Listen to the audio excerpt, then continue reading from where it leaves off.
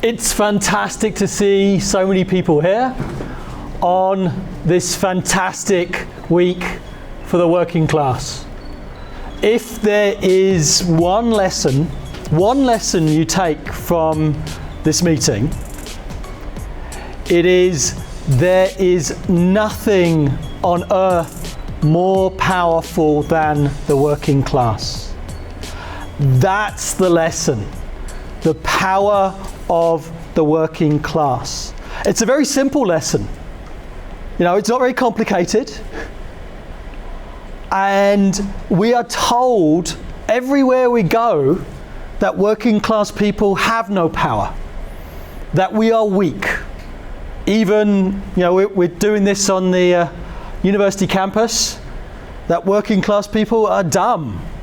Or even, working class people don't exist. We hear that on university campuses. No, in fact, there's nothing more powerful than working class people and the 55,000 education workers going on a legal strike, potentially sparking off a general strike, defeating back to work legislation, the notwithstanding clause, and the Doug Ford government shows that fact. The potential power of the working class became actual this in the last week. The second lesson, you know, if one lesson isn't too much for you, the second lesson that you can take from this is never be pessimistic. Never be pessimistic. Never think that nothing happens. If you went back 2 weeks ago and said that Ontario is on the verge of a general strike, hand up anybody who thought 2 weeks ago that Ontario was 3 weeks away from a general strike. Hands up. Really? Well done. I'm not going to put my hand up. I'm not going to put my hand up. I did not think we were 3 weeks away from a general strike. Although Fightback has written documents and articles repeatedly saying that it is potentially inherent in the situation, in the crisis of capitalist society. So am I surprised that a general strike movement could blow up in a couple of weeks? No. Am I surprised it was this couple of weeks? Yes. Right? Or any particular couple of weeks. Because the reality is this could have happened to any sector of the working class. That, in fact, there is a good caucus, a rank and file network of Marxists, of socialists, of radicals inside the Education Workers Union, members of Fightback, because we identified this as a strategic area of struggle, you know, the first workers to go up and negotiate against the Doug Ford government. So there has been a real interest for rank and file organising, united with revolutionary socialist ideas in this union. But the reality is, the education workers are not really any different from any other sector of the working class in Canada. I wouldn't say they're even that different for any other sector of the working class in any Western country. They just happen to be the ones that were attacked most vociferously and were put in a position that their leadership couldn't betray them. Because there have been many other struggles where the workers, you know, had 60, 70, 80, 90, 100% strike votes, but unfortunately their movement was sold out by their leaderships just before it came to a strike deadline. It didn't happen in this situation. So it also tells you the importance of organisation and importance of leadership. But there's nothing terribly special about the education workers. I love many of them, but they're not a unique part of the working class. They have gone through exactly the same thing that every other working class group has gone through. So over the last decade, these workers have seen an erosion of 11% of their wages. The same as everybody else. And now, with the crisis of capitalism being expressed through inflation, facing an acute erosion of their living standards. The same as everybody else. And that's the conditions for radicalization. It's actually the capitalist crisis that this is the motor force of this movement. If capitalism was a great system, if capitalism worked for everybody, this would never have happened.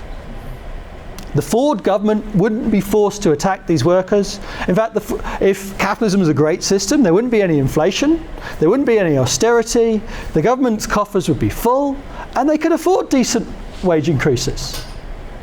But they can't. They're forced to attack. It's not because Doug Ford's a bad person. He is a very, very bad person. But it's not because he's a bad person. It's because he's a representative of a system in crisis. That he's forced to do this. And that's why it could have been, it was the education workers, but it could have been literally anybody else. In British Columbia, just a month or so ago, the government employees, they went out and strike over inflation. Could have been exactly the same thing. Unfortunately, they were sold out by their leadership at the last minute. And the bad contract that they put to the members only got ratified by, 53% or something like that.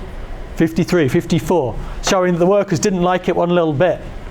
But I didn't feel like they could fight against their leadership. But this could have happened literally anywhere, and it is the system in crisis. And people are asking, okay, why did Doug Ford do such a provocative thing of not just back-to-work legislation, but the notwithstanding clause and a dictated contract? Yeah, that's really provocative. Actually, there's sort of backroom leaks coming out about what happened behind closed doors, saying the government never expected defiance, never expected a legal strike, definitely didn't expect a general strike. And, there's the arrogance of the representatives of the capitalist. Although to a certain extent you can understand their arrogance, because every time they've tried this trick, it's worked. Pretty much the last group of workers to defy back to work was the teaching assistants at University of British Columbia back in 2003, which I had the honour of representing. I was the president of that back in the day. And there was a defiance movement from 2003 to 2005, and a general strike movement in 2003 to 2005 in British Columbia. But there's really been nothing in almost 20 years. There's really been nothing since then. And we've been repeatedly told, working class people have been repeatedly told by union leaders, even people who call themselves socialists, oh, you can't go on a legal strike. Oh, you definitely can't have a general strike. That's crazy talk. Can't have a general strike. Oh, don't you realize how long that takes to organize? It's years and years of organizing. Well, this one was going to be organized in a week, right? Maybe even less. And we're told that again and again and again. And the Marxists of Fightback repeatedly said, we don't pretend it's easy. It's not easy. Right? Workers don't want to go on strike. Why would you go on a strike? You lose wages. You have to live on picket pay. If you go on strike on half of the year, it's damn cold. And why would you want to do that? But workers are prepared to go on strike if it really matters and they feel like their leadership is behind them. All right, so it's scary. A normal strike is scary, let alone an illegal strike. But repeatedly, governments were passing back-to-work legislation. And it became, it used to be something special. Actually, in Quebec, it's called a special law. It's really not very special anymore. It's just routine. Just routine, so that the right to strike is not worth the paper it is written on. You're allowed to go on strike as long as it doesn't really hurt anybody, as long as it doesn't inconvenience anybody. That's the whole point of going on strike. It's if the bosses make the lives of the workers miserable, then the workers turn around and say, no, we're going to make the lives of the bosses miserable. That's the whole point of a strike. If it's not inconvenient, it's not a strike. That's why I call it a strike and not a tea party. Right? And that's actually a quote from my strike. But we said repeatedly, all right, it's not easy. It's not easy to go on a legal strike. It's not easy to organise a general strike. But until somebody is prepared to defy back-to-work legislation, then the right to strike is not worth the paper it's written on. And someone, somewhere, has got to have the guts to stand up. Somebody, somewhere. And we reminded everybody, how did unions come about? How did unions come about? Well, if you do a little bit of reading to a little bit of labour history, they don't teach this in school. They should teach this in school. How did unions come about? Well, if you go back to the 19th century, if you joined a union, you were imprisoned for joining a conspiracy to raise wages. Not only strikes were illegal, being even a union member was illegal. In Britain, they sent people off to Australia, Van Diemen's Land, right, in the 19th century for organising unions. Same in Canada. So they imprisoned people, beat them up, everything. And it's only by defying unjust laws were the rights to form unions won. And then workers gained a certain amount of rights, better conditions, representation, etc., etc. Right? And not just wages, and not just things, economic things like pensions, but health and safety.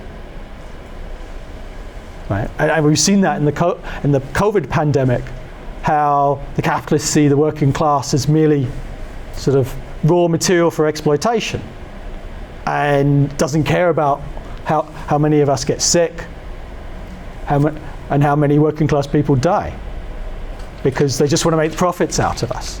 But it was 100 times worse 100, 200 years ago, before workers had unions.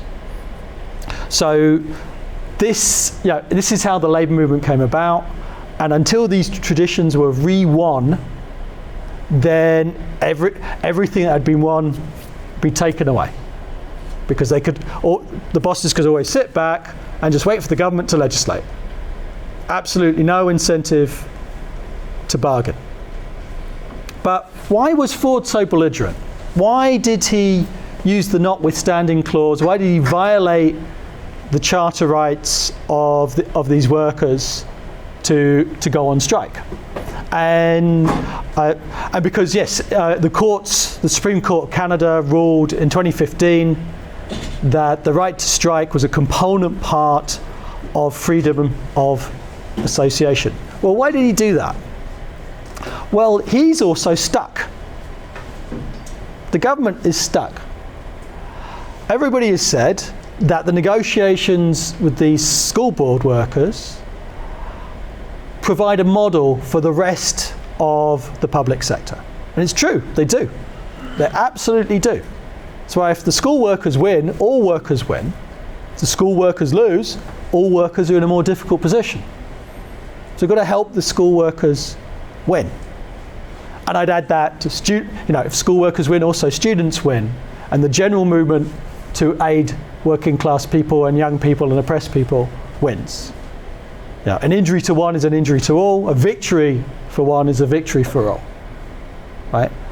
But Ford couldn't just do what right-wing governments normally do, is back-to-work legislation and binding arbitration. And there's a couple of reasons behind this. On the one side is the Supreme Court ruling that, all right, legislates them back, but then it goes to the courts in however many years, and then the government loses. That could be hundreds of millions of dollars, even billions of dollars. potentially.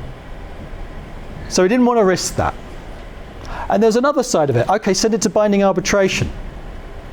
Well, binding arbitration, okay, let's say it comes up with a bad deal for the workers, then, well, what's the rest of the workers going to say? Well, I'm not going to sign up for binding arbitration. I'm not agree to that. I'm going to get a bad deal. I saw what the school board got. Or let's say it came up with a good deal for the workers in binding arbitration. Unlikely, but it's possible. Well, then the government wouldn't be able to afford that. So again, the crisis of the system forced the Ford government down this road. They forced the government down this road to take such belligerent action, and the inaction of the Labour leadership made them arrogant and overconfident that they could get away with it. And in fact, the right has been using the back to work and notwithstanding more and more. Like Ford was actually, yes, he's used it once and threatened it another time, and it's become normalised amongst the right-wing governments. You know, who cares about the Constitution? Who cares about human rights? Just run roughshod over it. It's been utterly normalised. And that itself is a symptom of the instability of the system. The normalisation of the notwithstanding clause, of the violation of constitutional rights, is an erosion of this view that we live in a nice, peaceful, democratic country. Canada, so nice and peaceful. That's the international sort of propaganda of what Canada is. You know, let's not talk about what's been done to Indigenous people. But that nice, peaceful, democratic tradition, you know, we all come to a compromise somewhere in the middle. Well, that's all been torn up. Might is right is the statement of the notwithstanding clause. State power, state might is right, and if you don't like it, tough. There's no legal recourse, there's no rule of law, there's just power. Right, all right, it's just power. Well, that their power has been answered by our power now, and we won. Right? So that itself is a symptom of the crisis of the system in that they can't just come to a nice gentleman's agreement somewhere in the middle. It is a zero-sum game. What the workers win, the bosses lose. What the bosses win, the workers lose. That's the situation. That's the use of the notwithstanding clause. And that's what forced the workers to really fight. Now, there's another side of this equation. I talked about the crisis of capitalism. I talked about the right-wing government and the capitalists.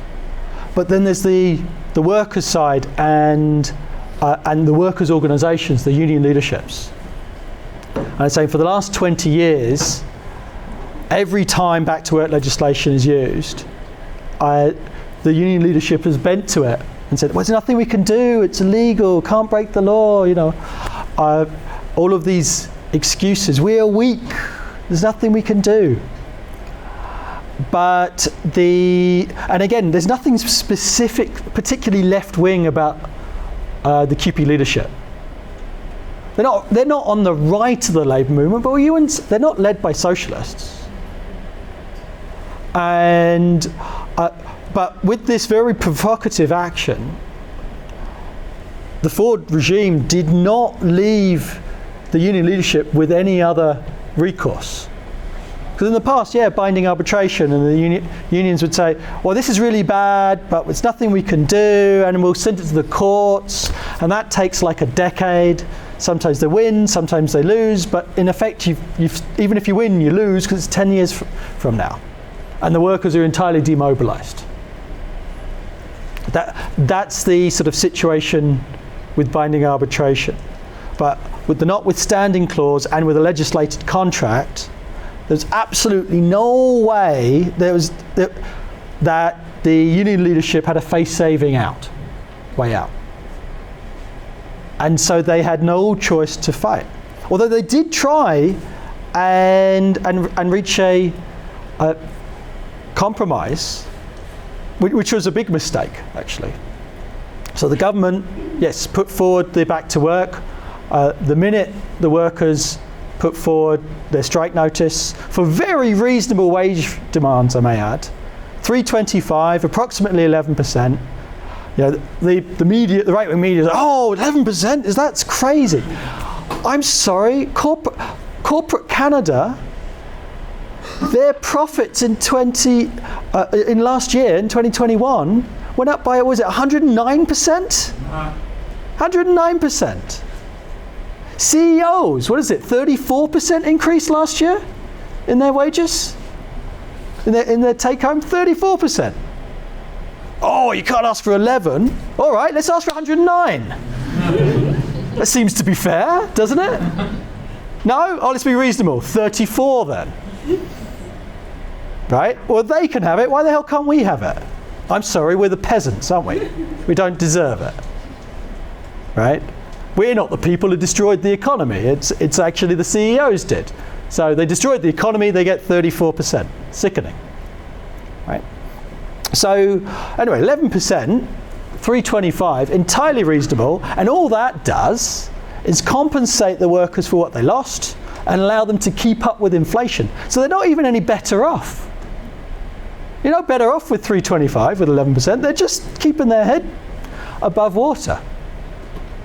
Ford enforced 2.5%, which with inflation is 5% poorer every year on a 4-year contract, losing 1/5 of your take-home value over a 4-year contract. So obviously, workers couldn't stomach that.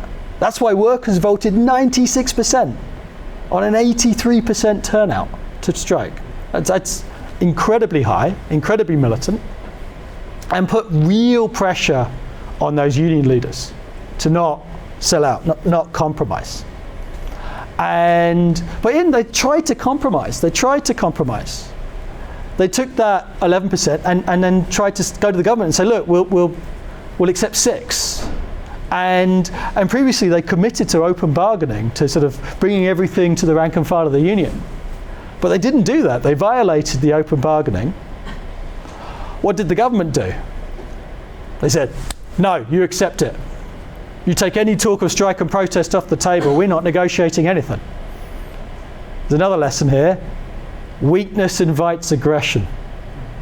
If you capitulate, if you compromise, if you try to act reasonable, well, the bosses and their governments aren't reasonable at all. They take that as weakness and they crush you. Right? And if you violate workers' democracy, there must be workers' democracy in our organisations, whether trade unions or student unions or anything like that. It must be workers' democracy, because the leaders make these mistakes all the time, and the rank and file could keep them under control and say, no, we don't agree with that. We need to get at least 3.25. Anything less than 3.25, anything less than 11% is a pay cut. We can't be going backwards. We refuse to choose to be poor. So leadership made that mistake, but it just got rejected out of hand by the government. So they had no choice. So this wasn't even a week ago. So again, so there's an old quote of Lenin. Some days that 20 years can go past as if they were a single day, and in other times the combined essence of 20 years is held in one day. And yes, last Friday, first illegal strike in decades, was absolutely massive, absolutely huge, incredibly inspiring. Over 10,000 on the lawn of Queen's Park, over 120 picket lines across the province, 50,000 workers, 55,000 workers on strike. All the schools closed. Again, showing the power of workers. It can't run without us. These workers earning, $39,000, a poverty wage. Many of them with 2 or 3 extra jobs. Right? Showing they treat us like dirt, but we make everything run. Working class people make everything run. Not a light shines, not a wheel turns without the kind permission of working class people. And so that fantastic protest illegal strike on Friday, but they was thinking, oh, you know, and again, us at Fightback, we've seen a lot of sellouts. And sometimes we have to sort of counsel our activists against being cynical. Because, yeah, I'm looking at a couple of them. Counsel actors against being cynical, because you think, oh, you know, I've seen this before, it's going to be sold out again, you know. Don't get your hopes up. The reality is, look, you should never rule out the working class. Never rule out the working class. Have a sober understanding, yes, the leadership has been terrible frequently. But at the end of the day, no bureaucracy is stronger than working class people. And yes, there was a possibility that it would be just one day of demonstration, and then on the weekend of demobilization, everybody go back to work grumbling on the Monday. But you shouldn't forget there's this huge pressure by working class people. And in terms of the Labour leadership, the use of notwithstanding and enforced contracts, it eradicates the need for unions. It actually eradicates their job. Because now, you know, there's no right to strike, there's no right to bargain. The government's just going to come in and say, here you go. Here you go. So that concentrated the mind, combined with the massive pressure for working class people. And you can bet there was some big behind the scenes arguments between right and left within the unions. But the pressure of the workers and the realization that this potentially affected every single province in Canada. You even had Quebec unions. Quebec unions. You know, there's the national divide between Quebec and English Canada. And the Quebec Union said, look, if we have to come to Toronto, we'll come to Toronto. I got lots of Quebec friends and they hate coming to Toronto, you know. You know, it's always an imposition, but you know, it's not that bad here actually. But anyway, I've lived in a number of places in Canada and it's not that bad here. Things, people from outside Toronto, you don't hate Toronto, you hate Bay Street. And you know what? People who live in Toronto also hate Bay Street. You hate the capitalist class that is based here. The people of Toronto are actually great. Yes, even the Quebec unions were talking about coming over. And actually, there's been sort of leaks about the discussions on a general strike. That it wasn't just going to be an Ontario general strike. There were actually going to be strike action outside of Ontario too. There's talk about that. Potentially strikes in Quebec, strikes the postal workers across the country, federally regulated employees, right? So it was a real possibility because yes, notwithstanding could be used anywhere. And you can tell there was those divisions within organised labour, and the pressure from the mass of the workers pushed it to a level. And to their credit, Laura Walton from the school board workers and Fred Hahn from QP Ontario said that the education workers, the QP workers, weren't going back until the workers themselves agreed. And this was an open-ended illegal walkout. That's huge. That was a huge step. And then that created the momentum. If that wasn't said, nothing else would have happened. And the government was totally firm. $4,000 a day fines, $500,000 a day for unions. Yeah, again, the insulting nature of this. $4,000 a day. That's 10% of the take-home pay of these workers. Utterly sickening. And it's real economic terror against these workers, and they stood up against it. Again, nothing more powerful than working class people, but do need some organisation, do need to be backed up by their leadership. It's one thing to go on a legal strike if you're supported by your organisations. It's another thing against that leadership. But that created the momentum towards a general strike, including the public sector, including the unions who had, stupidly endorsed Doug Ford in the last election. And so, yes, Monday, what was it? 3 days ago, 4 days ago? I don't even know what day of the week it is. So on Monday, there was going to be an announcement for a general strike with a 1 week's notice. Huge, huge, inspiring, historic. Again, we're told that was impossible. And then we heard, oh, Ford's having his own press conference, and he's, scooped them. He's coming in at 9 o'clock. The union's supposed to speak at 10. Ford's coming at 9. And I was thinking, okay, what's he going to say? And I thought, well, how stupid is this guy? Because Ford is, he's a creature, he's of a type of your populist right leaders, your Trumps, your Bolsonaros, your Boris Johnsons, your Pierre Poilievres of this world. They're not known for extreme intelligence. They're generally known for belligerence. And so, is he gonna come with a canister of gasoline and pour it on the flames and threaten all of these workers with $4,000 fines and imprisonment? And is he going to do that? And you know what? If he did, we'd be in a very different situation now. I'm using my words carefully. Actually, I'll give you a historical analogy.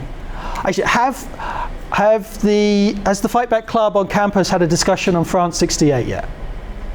No? U of T. U of T did.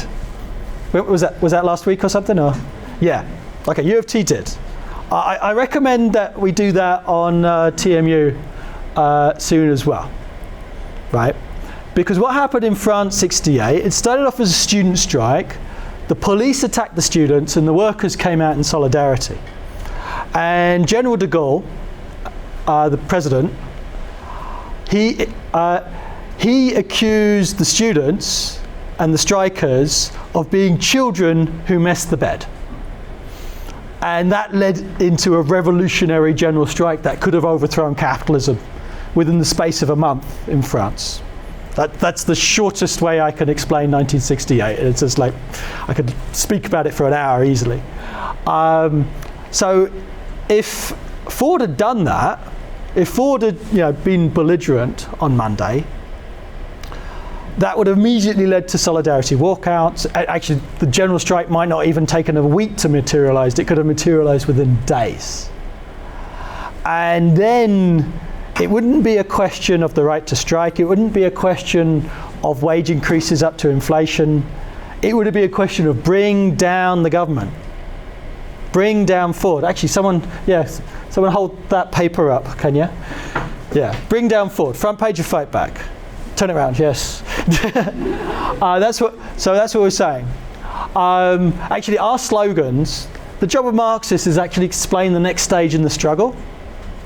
So, a week ago, the front page of Fightback had, spread the strike, defy back to work legislation. And then very quickly, our very, very radical slogans became fact. And there's like, okay, what's the next slogan? And so yes, spread the strike, make it general, bring down Ford. And in fact, and then spread the strike and make it general were achieved. The next task was bring down Ford, which was about a week away. Right? And that's where we'd be. But he didn't do that. He didn't do that, and we weren't in a France 1968 scenario. Instead, historically, for as far as I can tell, the first time in Canadian history, back to work legislation is going to be repealed. Right? Utterly historic, due to the power of the workers. And the government capitulated all the way down the line. Although it was very confusing. Ford's press conference was incredibly confusing. He was attacking QP and saying he was going to remove the notwithstanding, but he didn't clearly say he was going to remove the legislation, so felt like it was a trick. But eventually the unions got it in writing that it was removing the entire legislation, that the workers had the right to strike, that the government was going to come with a better deal. Huge victory. And a statement that back to work legislation can be defeated. And actually you'd see the go bus drivers, the suburban commuter drivers, 2,200 of them are on strike right now. Usually they'd be legislated back already. There's no talk about that. Right? Government doesn't dare, it's been knocked back. And the government has been forced to put a better offer. And so but the condition, yes, was to bring down the picket lines. So the union got this deal in writing, and they said, we'll take it. Bring down the picket lines and accept this victory in terms of back to work. And again, fantastic partial victory. But now the struggle goes back to inflation and the wage demand. It's no longer about defeating back to work, and it's no longer about bringing down the government. And now there's negotiations between the union and the government, and the government has been widely recognised to be in a weak position. Even right-wing commentators have said this. Even the Globe and Mail has said this. Government is a weak position. Okay, but we shouldn't consider this a complete victory. It's only a partial victory. The wages haven't yet been dealt with. Now, there's a debate in the movement. Should QP have taken down the lines? And I don't think this is the most important question of debate, but I'm going to deal with it here. That tactics really do matter. They really do matter, and it's important. So we're Marxists. We're not, well, I was about to say we're not just crazy radicals, but we're not crazy radicals, actually. We objectively analyse the political situation, the economic and social situation, and identify which is the best way forward for workers in struggle, which doesn't always mean, forward to the barricade, set it all on fire, right? It doesn't always, like, our student clubs have banners saying one solution, revolution, and that's very good on campuses, it's very inspiring, but the fact is you can't have a revolution every day. And so the question is, should they have taken down picket lines? Some people have said this is a mistake, others have even said it's a betrayal to take down the picket lines. And I'd say, look, to earn the right to lead the working class, and that's what we aim to do, because we're not playing games here, this is serious, this is a serious struggle, it's not about posturing or anything like that, and pretending who's the most radical. You have to think about what are the tactics to win. Why did people go on a legal strike? Was it for 11%? No, they went on a legal strike to defeat the dictatorial legislation. That's why workers were prepared to do something really scary. $4,000 a day fines. That's why they did that. It's incredibly courageous.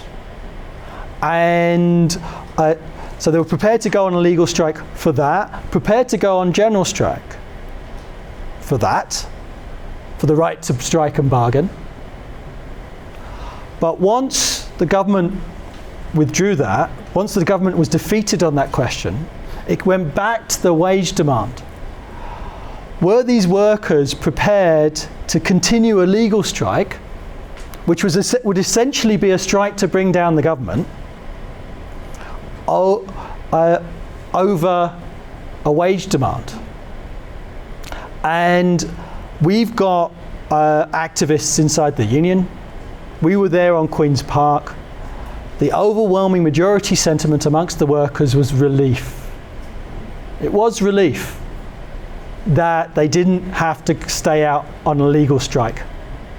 And you have to take that into consideration. You cannot just take your own subjective wishes and impose that upon everybody. Like, did I want a legal strike? Or did I want a general strike that bring down the government? Hell yeah. Hell yeah. That'd be fantastic. But Ford didn't pour gasoline on the flames, he stepped back. And so to tell people to stay out on a legal strike when there's a legal avenue on the table, it's very risky. Very, very risky, and you could lead the advanced layer of the workers get isolated from the mass. And you could turn a partial victory into a defeat. So in that situation, it's like the majority of the workers, they want to hear, okay, so what the government says is going to give us a better offer. Okay, let's hear what it is. And if it's terrible, go back on strike. Right? And that allows the advanced layer, the most class-conscious and militant workers, to move forward with the masses, with all 55,000 workers and the support of the general public. You know, so where there's rumours that the government has proposed 3.5%. That's insulting. That's utterly insulting. Let's say they stay at 3.5%. It's easy to mobilise people back on the picket lines for a legal strike on that basis. On a very and the prospect of back-to-work legislation is zero, unless there's a radical shift in public opinion, which doesn't seem likely. Actually, there was incredible polls out showing that 78% of Ontarians thought that the workers weren't paid enough, and that, 48% supported illegal solidarity strikes, and 70% of unionised public sector workers supported solidarity strikes. That's functionally a strike vote by these workers to go on strike themselves. Yes, so there's widespread sympathy against the dictatorial legislation. But you're not going to get a general strike over the wage demand. You're not going to get a general strike over the 11%.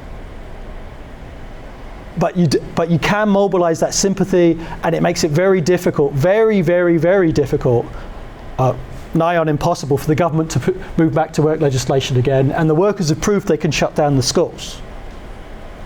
So the workers are in a very strong position to negotiate. So in our view, it would have been risky to continue an illegal strike, which would functionally been a strike to bring down the government, when that's not, despite us putting it on the front page of Fightback, it wasn't where the consciousness was right there and then.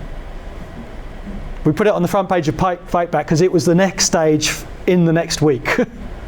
It's the next step, but conditions changed. So you have to think of the tactics. Actually, anybody hit hands up if you've ever studied the Russian Revolution? So, about half of you. Little education about the Russian Revolution. It wasn't a straight line to victory. There was revolution in February that brought down the monarchy, and a revolution in October that brought the workers to power. But in July, the workers in Petrograd wanted all power to the Soviets, but the workers outside of, and the peasants outside of Petrograd didn't. They weren't ready for it. And so the Petrograd workers tried to organise an insurrection, and the Bolsheviks, the communists, said, wait, we got to slow down a bit. We've got to win everybody else. This is a bit of a venture. This is called the July days. Right? Sometimes the advanced the advanced guard can get a little bit too far ahead of everybody else. So it's the right sentiments, full solidarity with the sentiments, but the revolutionaries have got to teach everybody tactics. You've got to bring everybody, otherwise you get isolated and lose. So that's what we thought. So that's our analysis of the actions this week. That the advance guards, But at the same time, you can't trust the union leadership. You can't trust the union leadership. There's been people, so-called socialists, who've criticised us for being critical of the union leadership, which is ridiculous. Or saying, you know, don't give these people a blank check because they sold out many times before.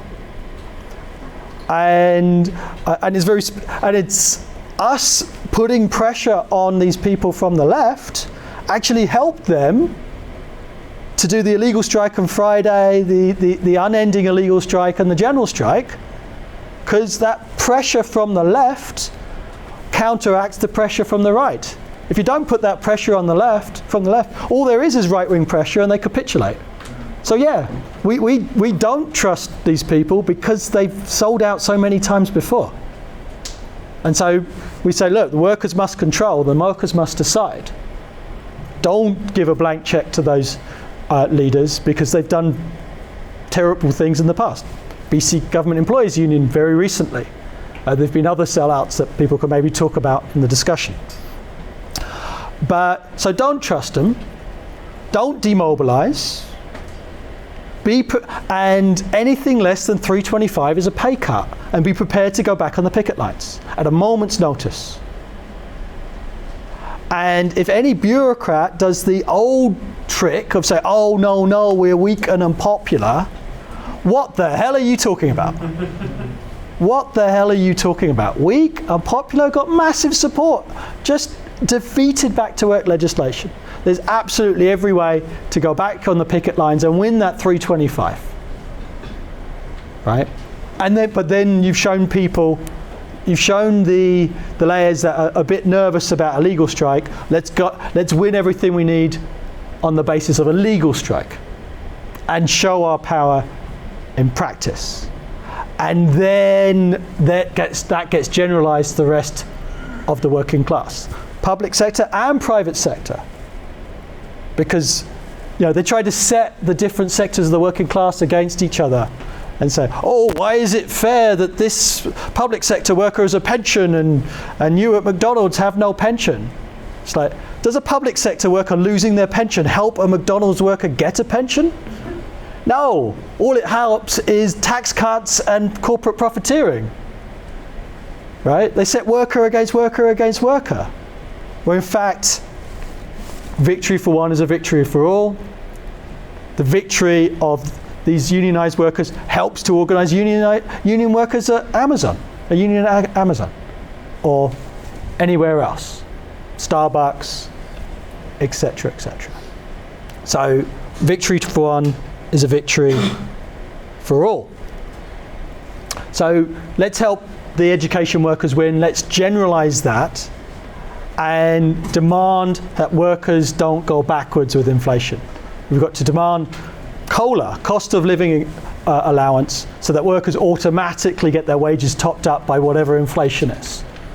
Plus catch up for COLA and catch up, so catch up for any past wage restraint that workers went backwards in the past. So we've got to demand that. But don't for a minute think that capitalism will just stand for that. The capitalists won't stand for that. They'll be looking to get revenge. They'll be looking for get revenge. So they're going to come back on the offensive.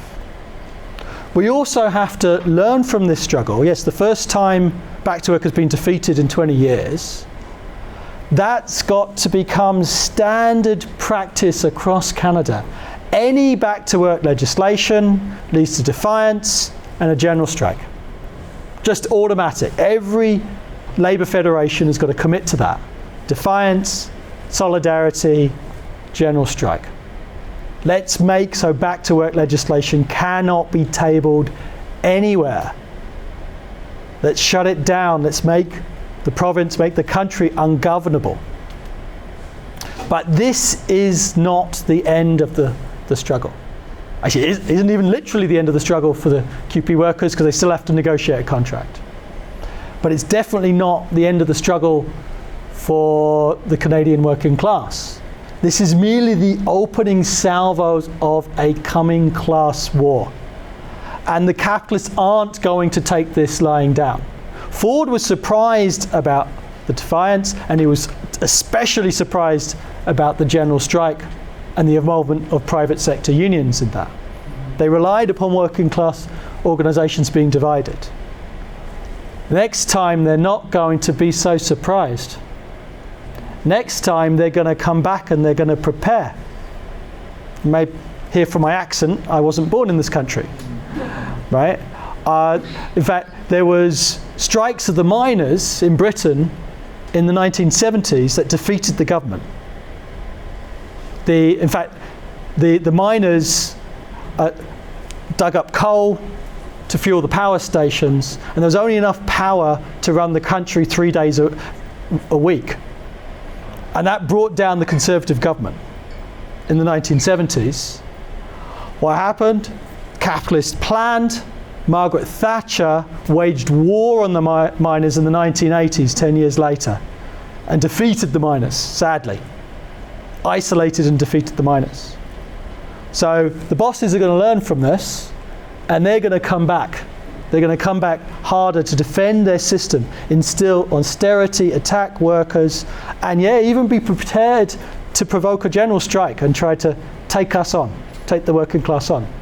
We've got to be prepared for those struggles. We've got to be prepared for those struggles, and at the end of the day, understand what is the motive force for all of this conflict. It's the crisis of capitalism. Inflation is due to the crisis of capitalism. It's not due to high wages for workers. That's laughable. Bank of Canada says that workers have got to be poorer. Actually, Bank of Canada just said today that not only workers are going to be poorer, there's going to be higher unemployment. Right? It's like, what next is he going to come up with? Killing puppies? You know, it's like, so the Bank of Canada is like for all things evil. But that's the logic of the capitalist system. They cannot afford better things for working class people. So the solution, the only solution for working class people that we're not always forced to fight, always forced on the picket line, is get rid of capitalism. We've got to get rid of capitalism. We've got to win our organisations, the unions, the student unions, everything, to a socialist perspective to get rid of capitalism. Inflation's not due to workers' wages. Workers' wages have lagged behind inflation. Inflation is due to money printing and corporate bailouts, corporate welfare, gifting money to the billionaires so they can make super profits. That's the crisis of their system, and they get those profits by attacking us. So we need to get rid of their system. We need to build a socialist movement for a revolution. Ford compromised, and he's weakened his system because of it. But the next time they're not going to compromise, and the struggle will get more and more radical. If anybody wanted an easy life, you picked a very bad time to be born. Right? We're living in a revolutionary epoch.